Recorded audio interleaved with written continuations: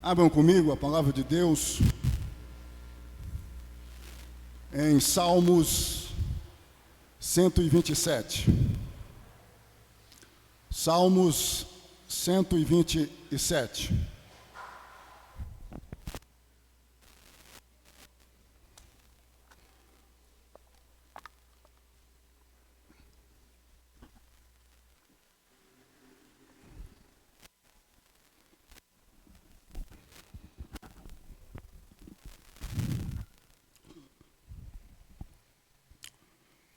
Assim diz a palavra de Deus: se o Senhor não edificar a casa, em vão trabalham os que a edificam.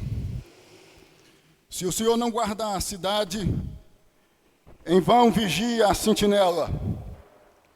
Inútil vos será levantar de madrugada, repousar tarde, comer o pão que penosamente granjeastes, aos seus amados enildar enquanto dormem.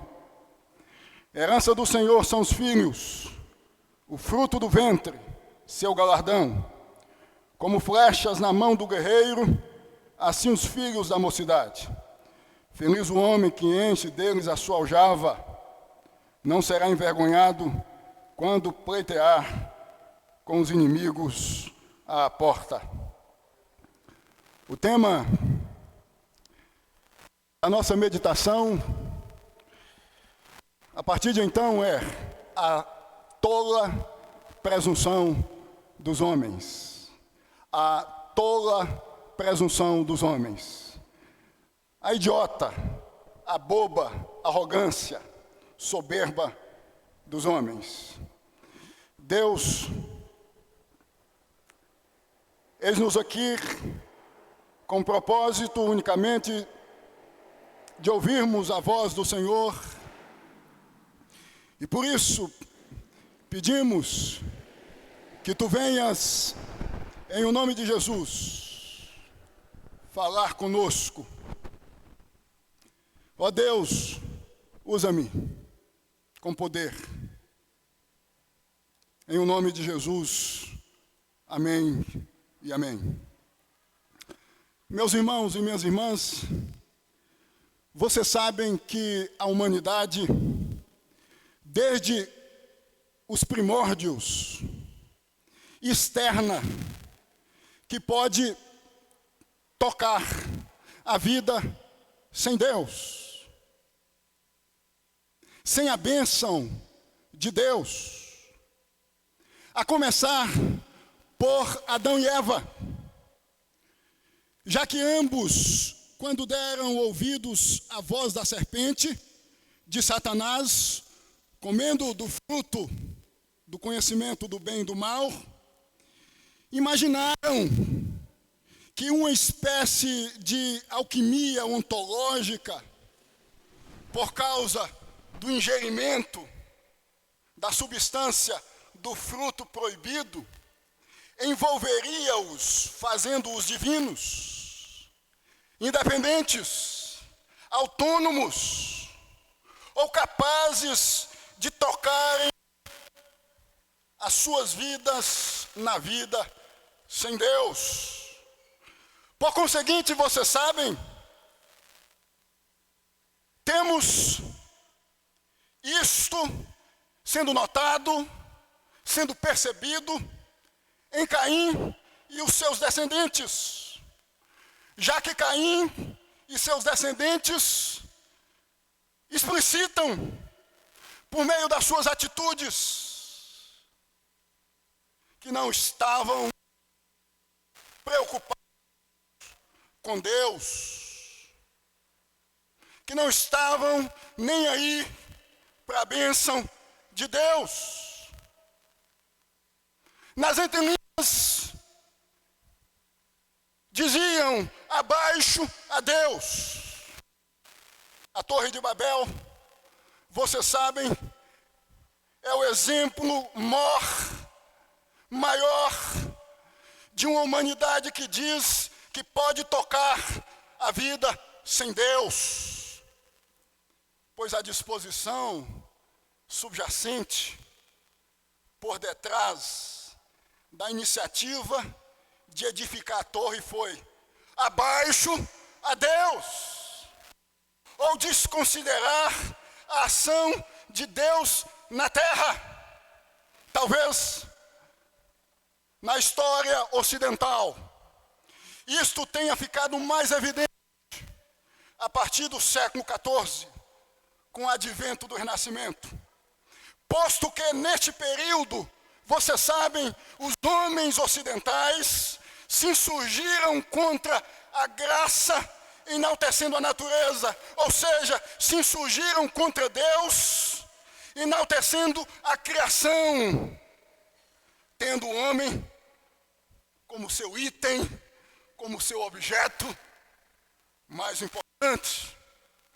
O Salmo 127 manda um recado a todos quantos sofrem da síndrome dos construtores da Torre de Babel. O recado é tola presunção, é idiota, é boba, arrogante,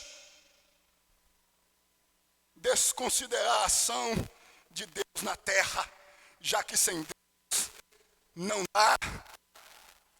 Já que sem Deus não dá, viver sem Deus não dá.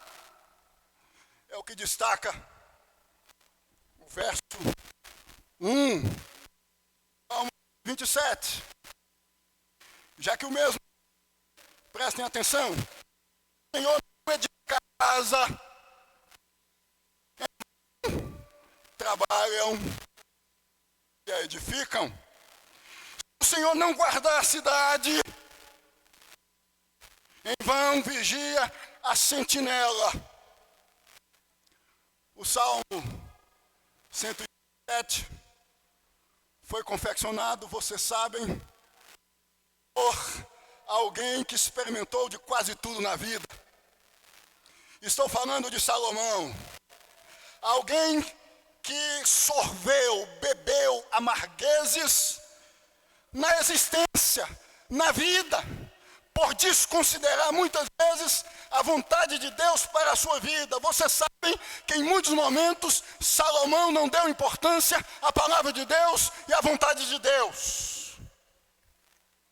Por isso que eu entendo que o Salmo 127 é o extrato de uma consciência que reconhece que o êxito nos empreendimentos ou na vida não vem do esforço humano de Deus. O Salmo 127, meus irmãos e minhas irmãs, expõe nas entrelinhas que é arrogância, soberba, empáfia, pensar que a ordem da sociedade política ou familiar é mantida pela diligência ou sabedoria humana.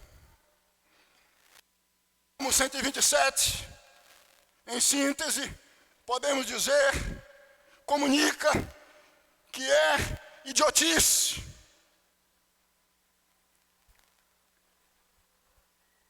Que é arrogância. Pensar o homem que a ordem, que a harmonia, bem-estar que passa a envolver uma família ou uma sociedade advém do esforço humano. Por quê? Sustento tudo que é capaz de estabelecer harmonia e ordem. Na verdade, tudo que é capaz de dar sentido, razão de ser, a pais, a mães, a políticos, a magistrados, na existência, tem a ver com Jesus, tem a ver com Deus, e não com o esforço, e não com o empenho, com a diligência humana. Daí a razão do nosso tema, a tola presunção dos homens. A idiota, arrogante, soberba dos homens. Mas qual a razão? De acordo com o Salmo 127. Prestem atenção. Pois a partir deste momento eu passo a apresentar a vocês as razões. Primeira razão. Por pensarem os homens que a ordem familiar é mantida pela diligência, pelo esforço ou sabedoria humana e não por Deus. Esta é a questão. O Salmo 127, no verso 1, diz o seguinte: se o Senhor não edificar a casa, em vão trabalham os que edificam. Se o Senhor não guardar a cidade, em vão vigia a sentinela. A palavra do verso 1, meus irmãos e minhas irmãs, significa somente um edifício de madeira ou de pedras, mas também toda ordem, harmonia, sustento, bem-estar e governo de uma família. O Salmo está dizendo: se Deus não abençoar a minha família, a sua família, a nossa família não vai viver gozando de um bem-estar subjetivo. Se o Senhor não pôr a mão,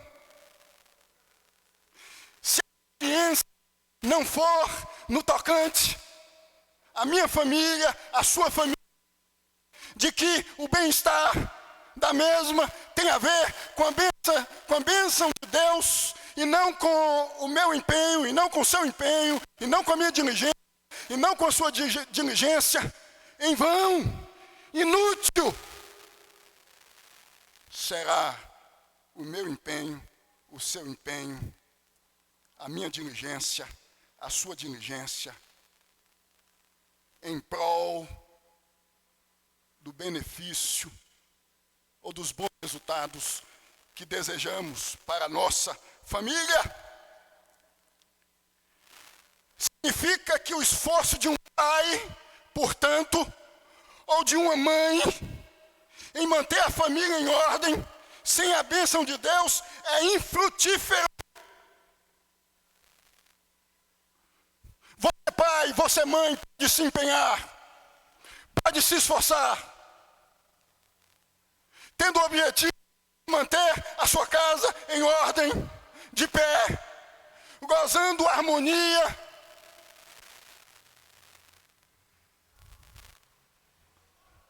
Você pode se empenhar, mas se você não tiver a consciência que vai fazer com que você venha recorrer a Deus, você não terá êxito. Me vem à mente alguns casos conhecidos, como o caso da Suzane Richthofen, uma moça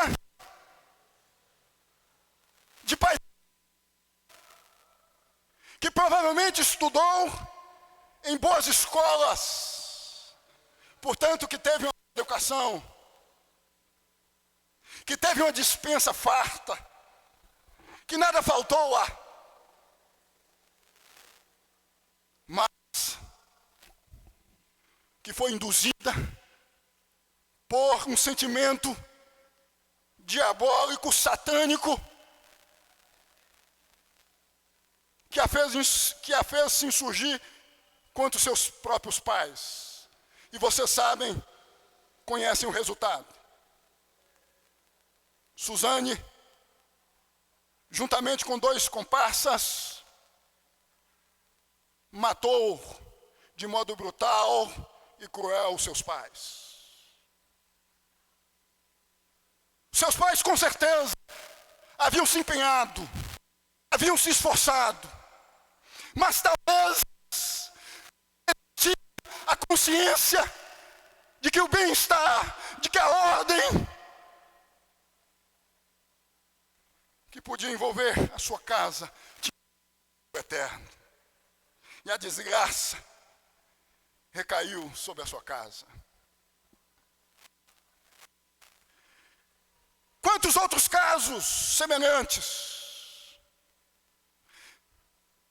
Portanto, meus irmãos e minhas irmãs, o nosso empenho, o nosso esforço, se não for submetido à consciência de que se Deus não pôr a mão, tendo em vista o desejo que temos de ver a nossa casa em ordem, será inútil, será vão.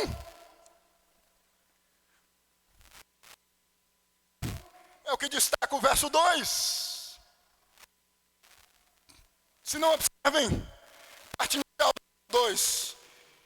Inútil vos será levantar de madrugada, repousar tarde. Inútil vos será esforço exaustivo. Pode ter pão, pode ter boa educação, pode ter condições para disponibilizar médico, mas se não houver consciência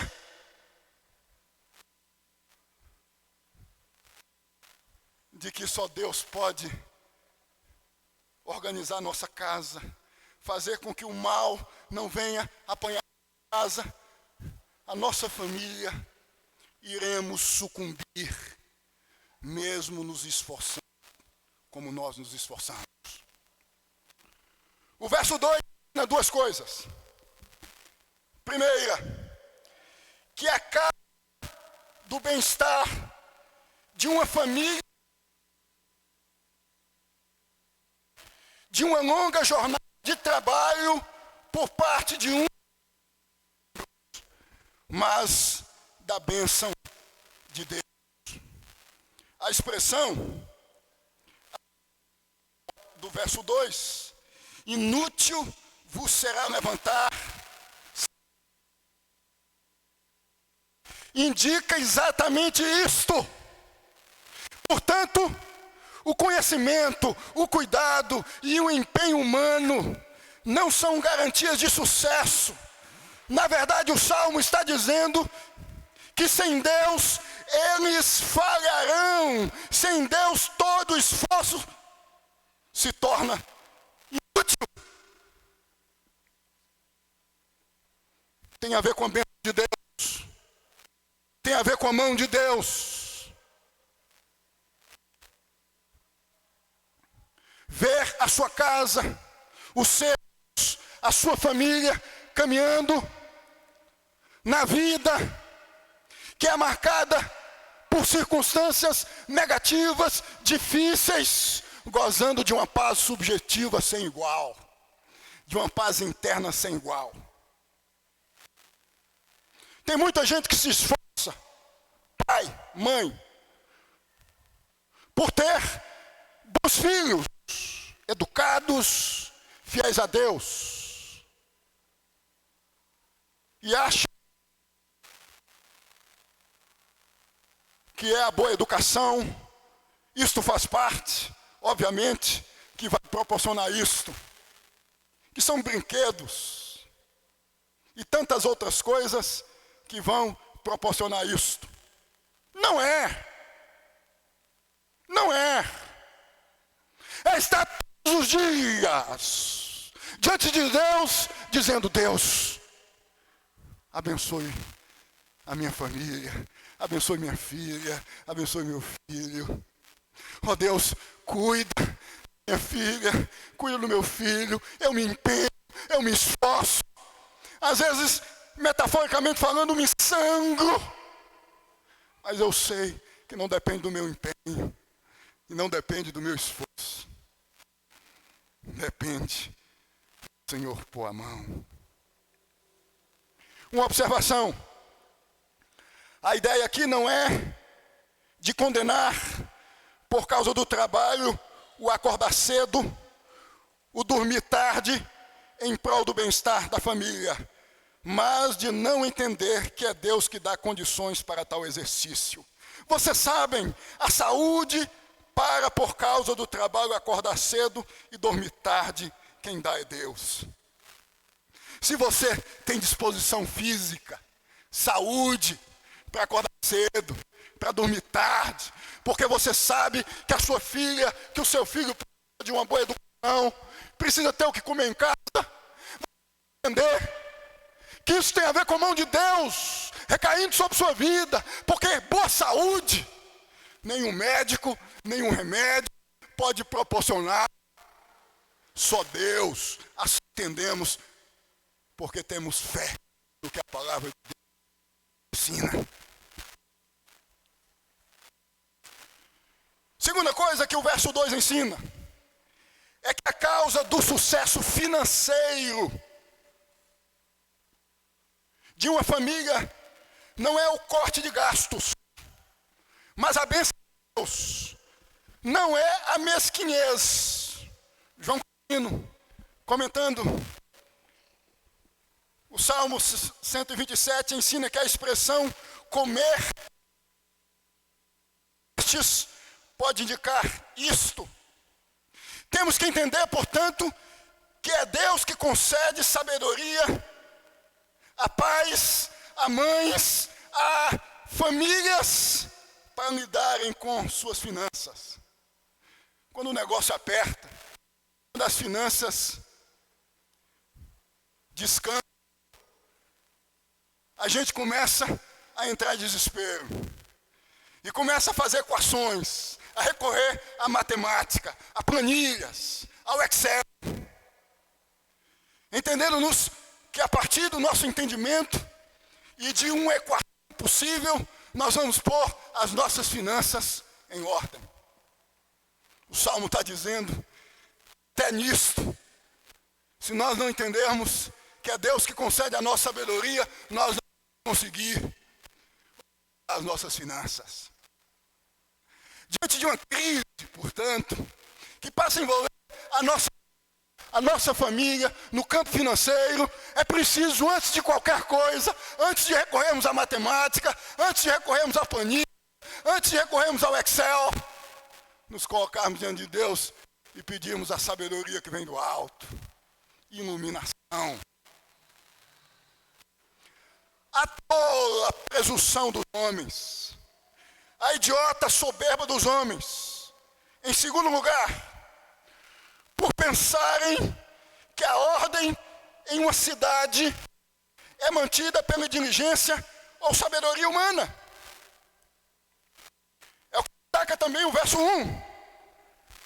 A casa aí, tem a ver com o que é privado, como vimos, como também com o que é público. Tem a ver com o que é privado, como também com o que é público. É a ideia de famílias vivendo debaixo da mão de Deus, da bênção de Deus, e de cidades vivendo debaixo da mão de Deus.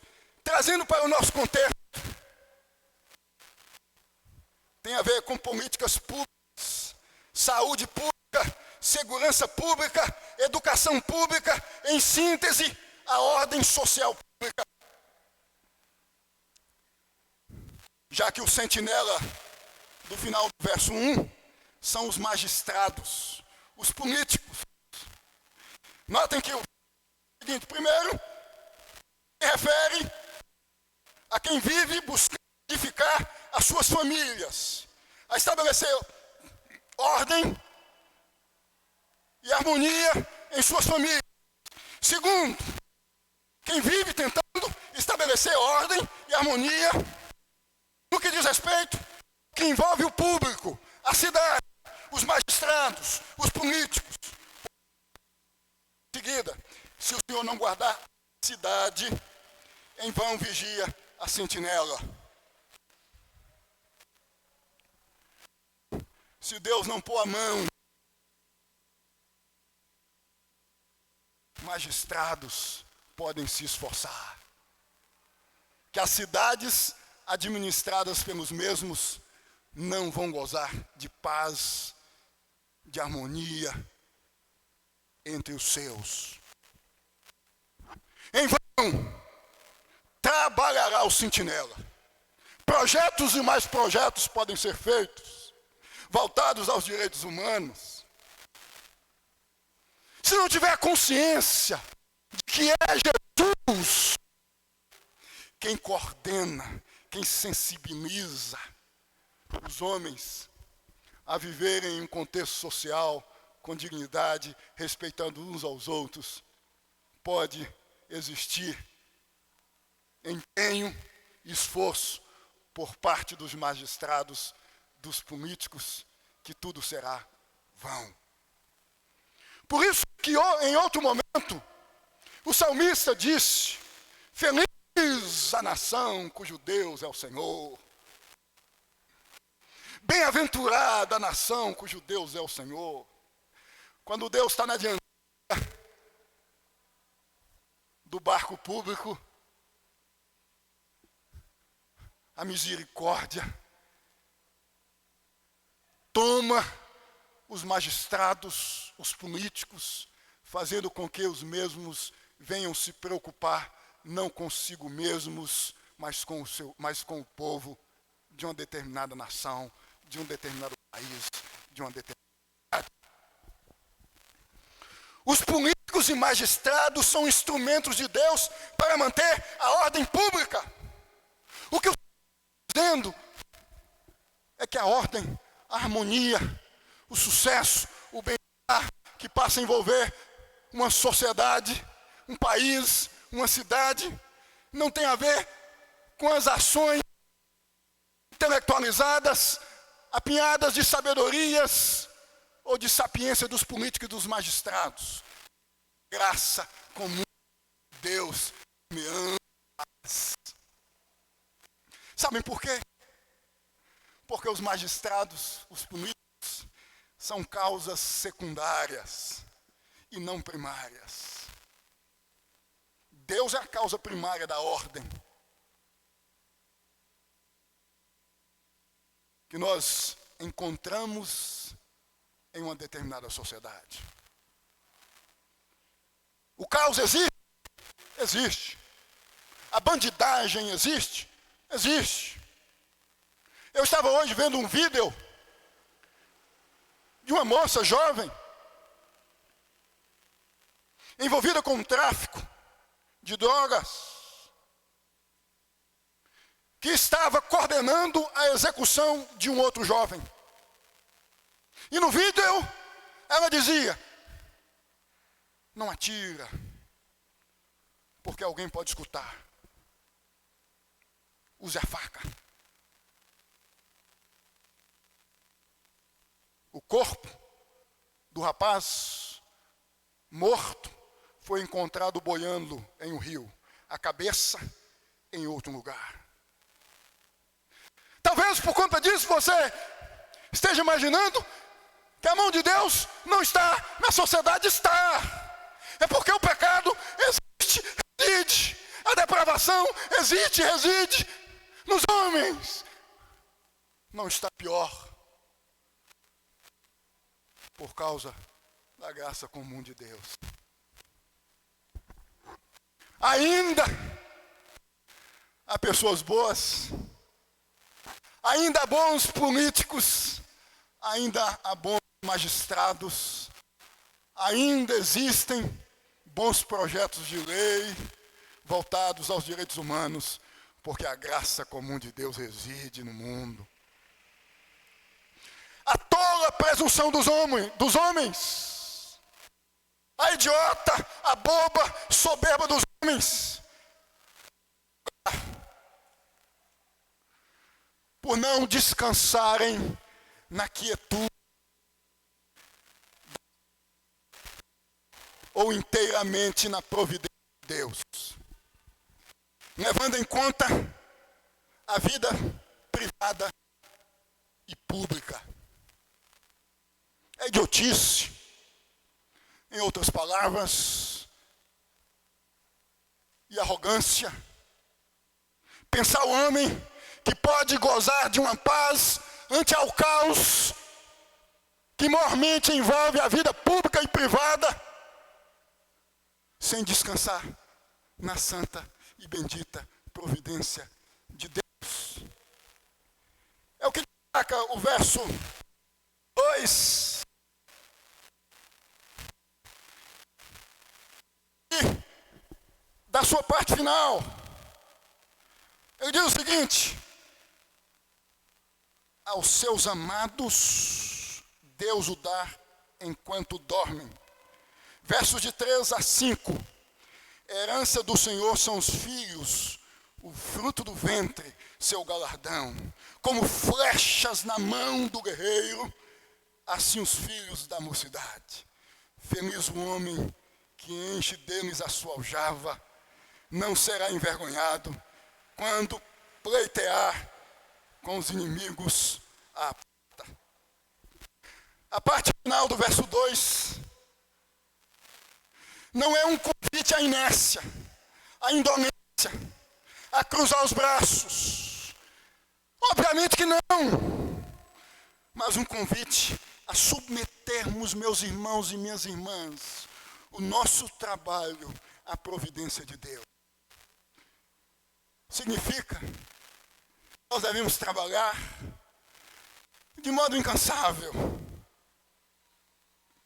considerando a necessidade dos nossos terem uma vida digna, entendendo-nos que o resultado do nosso esforço, quem dá é Deus. Não tem a ver conosco, não tem a ver com minha ação, com minha inteligência, com a sua inteligência, com a nossa inteligência, com o meu esforço, com o nosso esforço, mas com Deus agir em nosso favor aos seus amados. Em outras palavras, aos que não fazem parte da humanidade, que pensa que pode tocar a vida sem Deus. Pelo contrário, tem a ver com a consciência de que o bom resultado do nosso empenho, do nosso trabalho, de pegar metrô às 6, às 5, às 4 horas da manhã, chegar em casa às 7 horas da noite, considerando que há necessidade de assim fazermos, porque precisamos do pão em nossa despensa. Irmãos, se fizermos tudo, entendendo-nos que Deus honra, que Deus dignifica, nós vamos fazer tudo isso com a paz envolvendo o nosso ser. Nós não vamos viver uma inquietação. Antes é o que fazemos. Os autônomos aqui, exprimir com mais propriedade isto, porque a atenção de quem tem um serviço, alguma atividade autônoma no campo,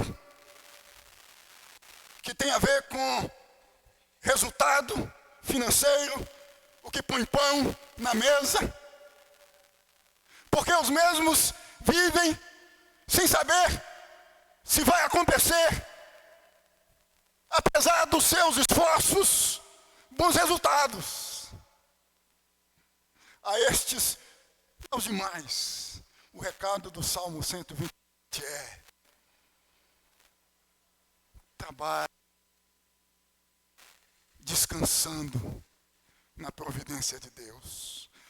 Aqueiem as vossas almas. Não tem a ver com ter uma vida de estagnação, de indolência, de achar que agora, porque o Salmo 127, em seu verso 2, diz que Deus dá aos seus amados enquanto dormem, que esses não precisam trabalhar. Não é isso que o Salmo está ensinando.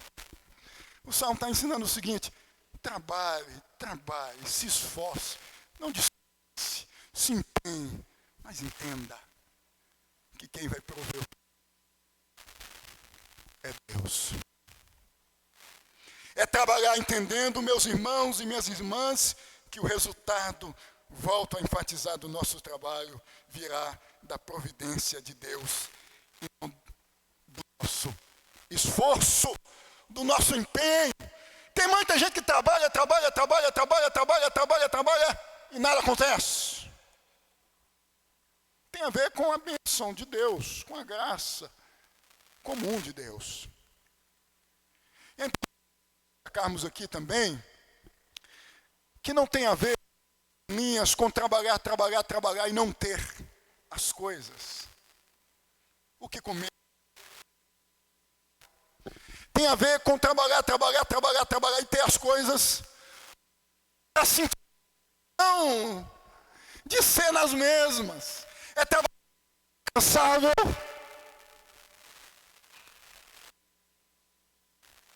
E não encontrar paz.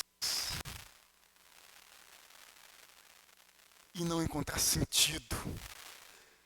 É o indivíduo que trabalha, conquista o que desejou conquistar e depois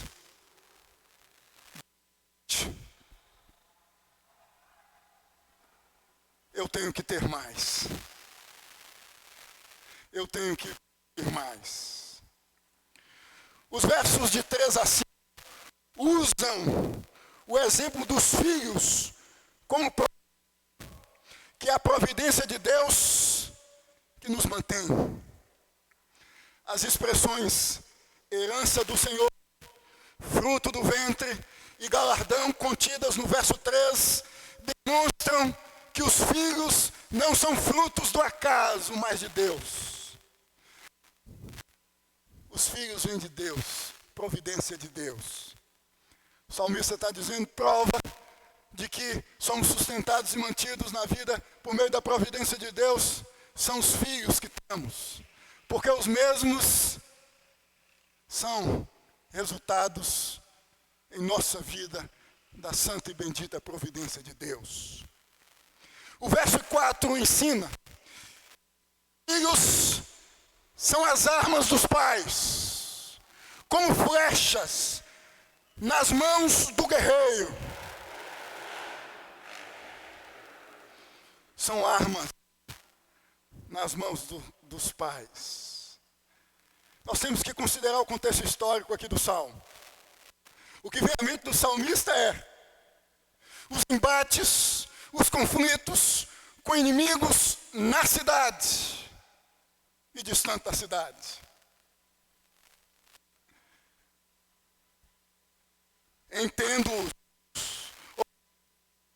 Entendo-os, os pais podem contar com o apoio dos filhos. Com somar com as forças dos filhos. As famílias costumavam andar, transitar estradas que possivelmente se tornavam espaços onde os ladrões, os marginais se escondiam.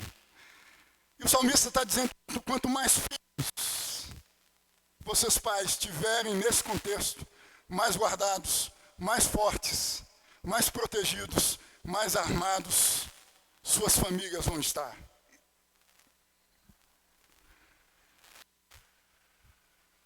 Os versos de 4 a 5 ensinam-nos que os filhos, resultado da providência divina na vida dos pais, indicam duas coisas, prestem atenção. Primeira, proteção e apoio. É o que diz o verso 5. Feliz o homem que benes a sua aljava, quando pleitear com os inimigos à porta. A porta da cidade, onde assuntos administrativos e judiciais eram resolvidos. O salmista está dizendo o seguinte: quem tem filhos, quando surgir qualquer conflito judicial ou administrativo, vai ter o apoio dos filhos. Quem tem filhos, pais, mães, não vive sozinho ou sozinha na vida. Quem tem filhos, na velhice, por exemplo, encontra proteção e apoio. É óbvio que toda regra tem sua exceção, caso que eu explicitei há pouco, envolvendo a Suzane Richthofen. Existem filhos desnaturados, a exemplo da mesma, que não proporcionam nem apoio, nem segurança. Mas a ideia do Salmo é de comprometidos com Deus, comprometidos com Jesus. Eles sim se tornam, quando a necessidade bater a porta da casa dos pais, apoio e proteção para os pais. Apoio e proteção.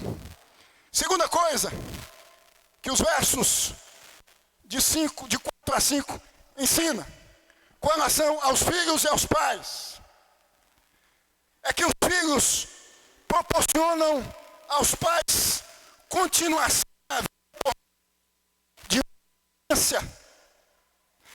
Diz o verso 4, em sua parte, como flechas na mão do guerreiro. Você sabe que a flecha, ou que as flechas nas mãos dos guerreiros são lançadas. Os filhos são lançados. E passam a viver na vida, fazendo com que a imagem dos vossos pais sejam vistos. Ou, em outras palavras, fazendo com que os vossos pais sejam lembrados. Existem filhos que possuem vergonha dos pais. É certo que existem filhos que não dignificam, que não honram os vossos pais. Mas eu não estou pensando nestes. Eu estou pensando nos filhos compromissados com Deus e com Jesus Cristo.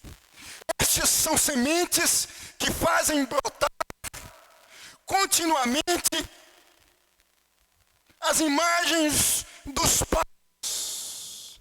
São os retratos dos pais. São as fotografias dos pais. Bons que se importam com os pais nunca na vida. Pais que têm filhos que se preocupam com genética dos pais, com levar o bastão da descendência adiante. Nunca vão temer viver em abrigos. Como disse, antes desprotegidos, desguarnecidos. Eu concluo esta mensagem, meus irmãos e minhas irmãs, destacando que o Salmo 127 ensina que tudo na vida depende da bênção unicamente de Deus. E que sem essa bênção caminharemos comendo o pão, resultado do nosso trabalho, sem a paz subjetiva, interna, que só o pão da vida Jesus pode dar. A mensagem é essa, transportando a realidade de quem está em Jesus. A paz é este que te envolve, Jesus, que pode proporcionar a sua casa, a você, a sua intimidade, a sua interioridade, a sua apesar dos contratempos que podem te envolver ou que estão te envolvendo neste exato momento na vida.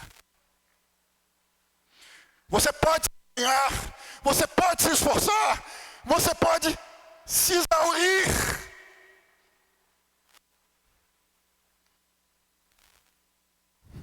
Considerando o bem-estar da sua casa, relações intrafamiliares bem-sucedidas.